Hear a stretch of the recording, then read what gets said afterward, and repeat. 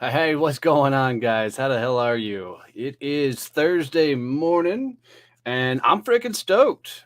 New book is coming out, or is out, not coming out. New book is out, and it is up and rocking. I'm actually really pretty stoked about some of the success we found early on, and some of the things that are happening out there with the book and the book launch. So, pretty good stuff, man. Pretty cool things to have happened. So, as we sit here this morning and launch, the book is a number one bestseller, number one new release, and doing some pretty awesome things. So, I'm pretty happy and stoked for that. So, I just want to jump on here this morning, walk through kind of the story behind the book, why we did it, and Casey, we can make that happen, dude. I can absolutely make that happen. Send me a DM with your address on there, and I'll send it over. Um, but uh, but you better keep that autograph because that shit'll make you famous someday.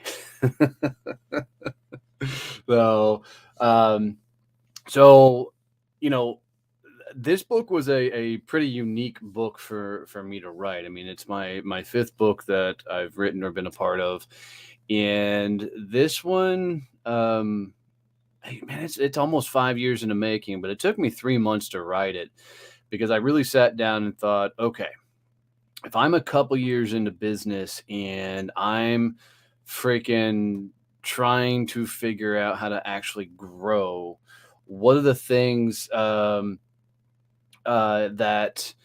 um, has freaking made it so I can get sorry, I've got DMs coming from everywhere.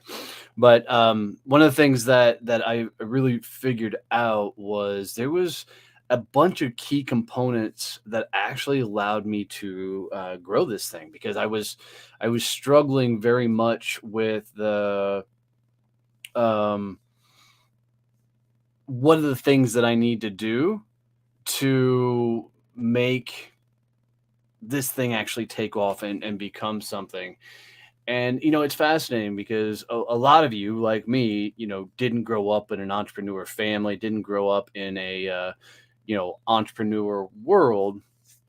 And so, I mean, we were employees. We went and we worked for other people. We got jobs, and we blossomed late, if you will, and got into business just years later than others did. And so we learned how to do business from that employee mindset. And so we worked like an employee, and we carried a lot of those habits and behaviors over into our companies and got ourselves in a lot of trouble. I mean, I know for me, I I had this thought process that kept running through my head that, as an employee, somebody asks you to do something, you don't question, you don't, challenge, you just do.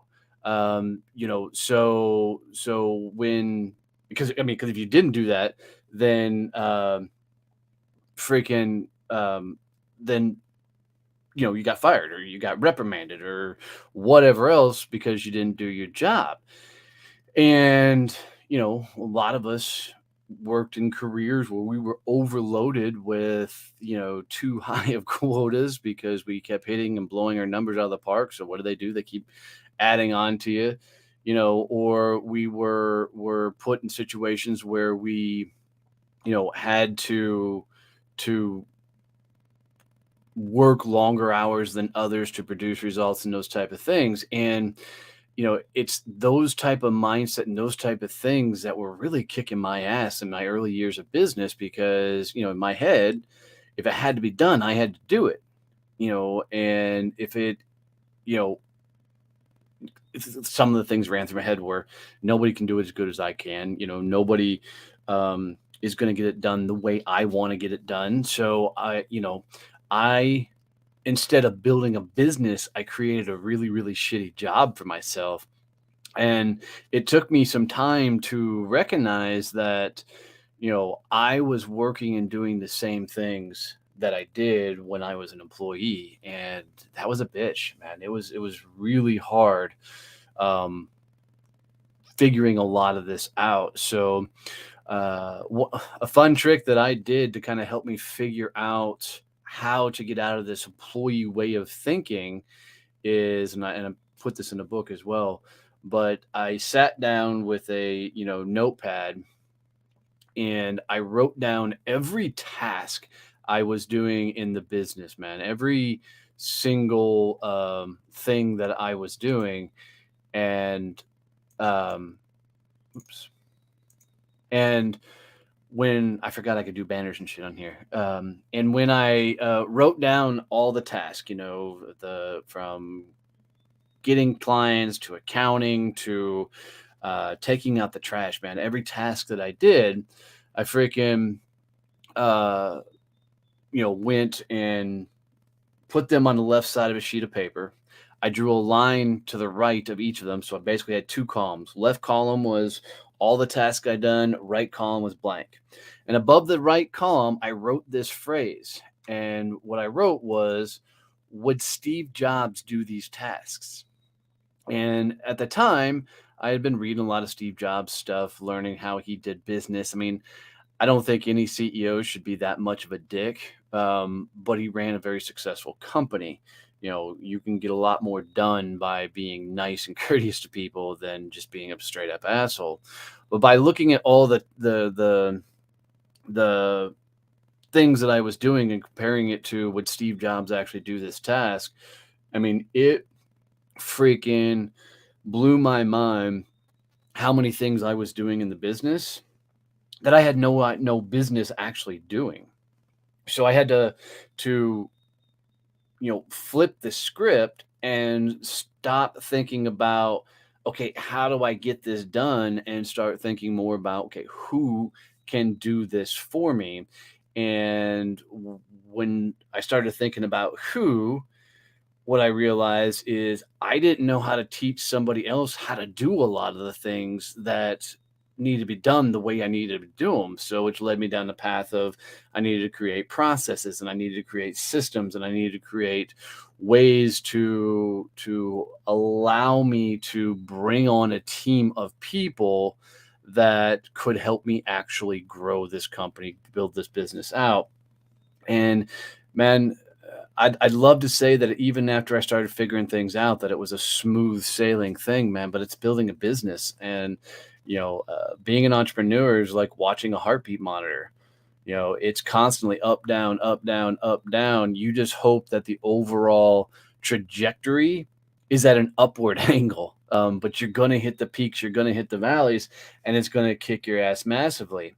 And so one of the things I said as I wrote this book was, I want to talk about I don't want to say the dark side, but I want to talk about the shitty side of business, man, because I don't know if you guys were like this, but I was listening to guys like Gary Vee and Tim Ferriss and reading books by Jen Sincero. And, I was just listening to a lot of people, and they really made business sound easy. They made it sound simple, like, anybody could pull it off and do it.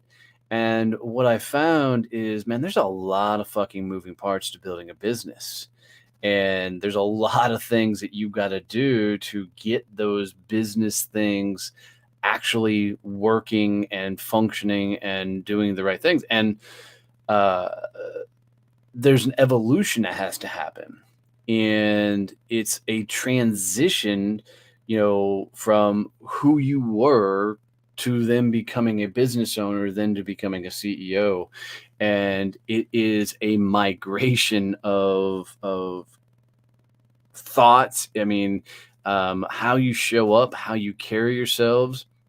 I mean, you go back to my first couple, well, within my first year of business, I didn't cuss hardly at all. I was still wearing blue jeans, but I mean, I was in button down shirts, no ball caps, and the likes. And a fascinating thing happened.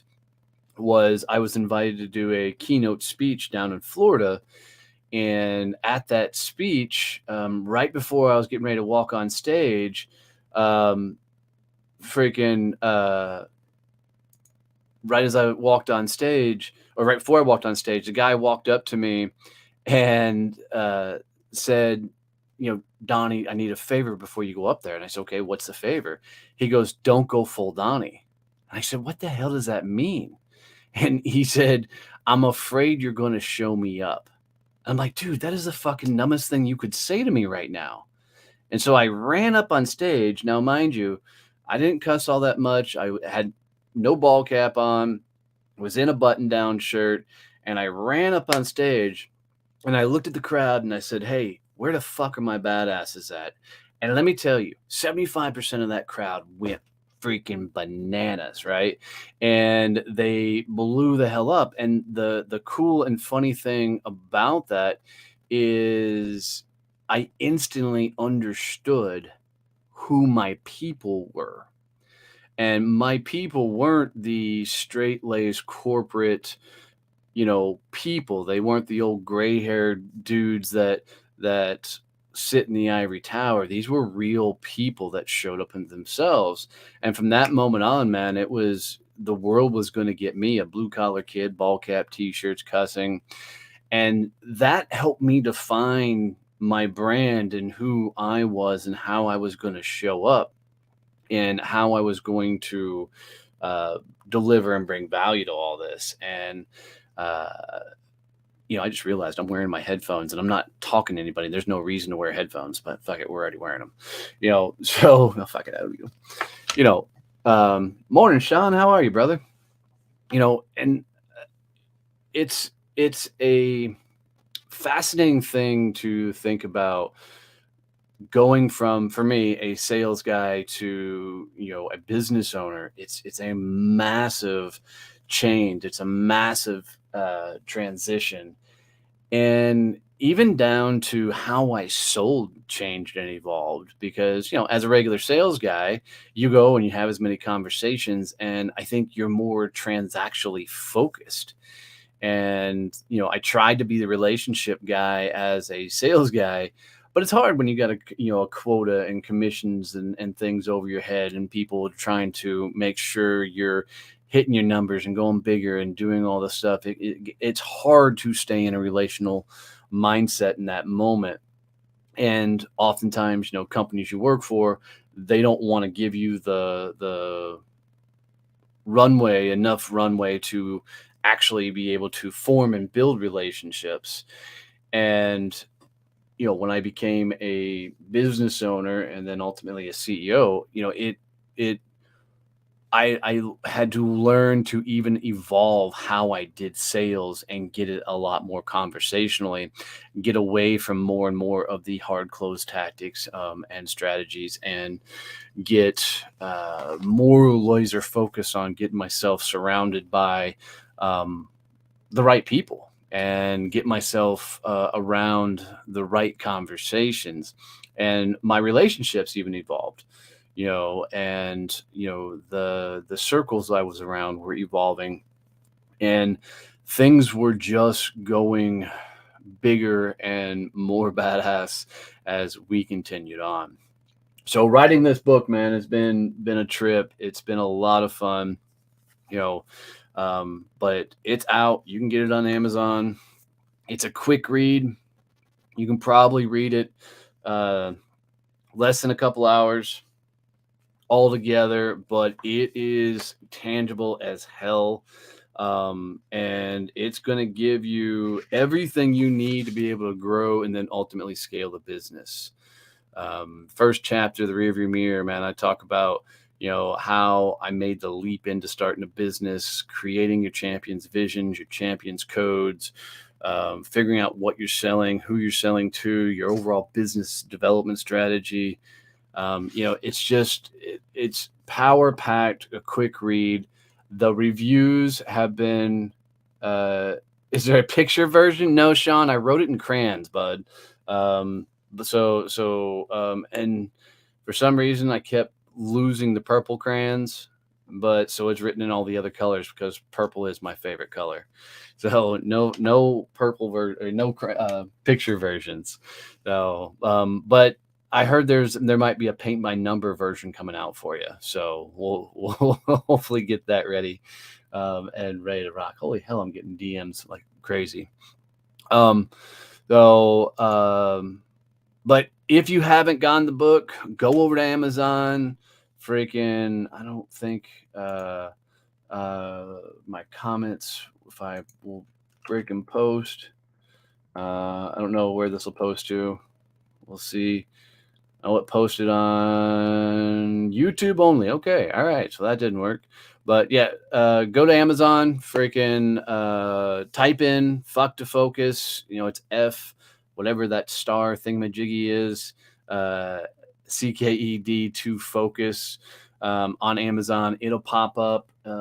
It's trending as a number one new release, a number one bestseller in several categories. So it'll be easy to find, but go get the book, man. And you know, the biggest thing for me is I want to hear your takeaways from it. I want to know what your lessons learned and what you got out of um, um, the learnings in the book. So and what you're going to apply into the business.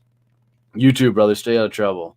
So, just a quick moment. Just wanted to jump on here this morning, say howdy to everybody. I know these lives, you know, shouldn't last too damn long because people got things to do. But freaking, I appreciate you guys helping us out with all this. Thanks for helping us get a badass book out. Stand by for a lot more interviews and things coming today, and you know, keep rocking. And if I can ever do anything for you, please don't hesitate. Love you, mean it. See you. Bye.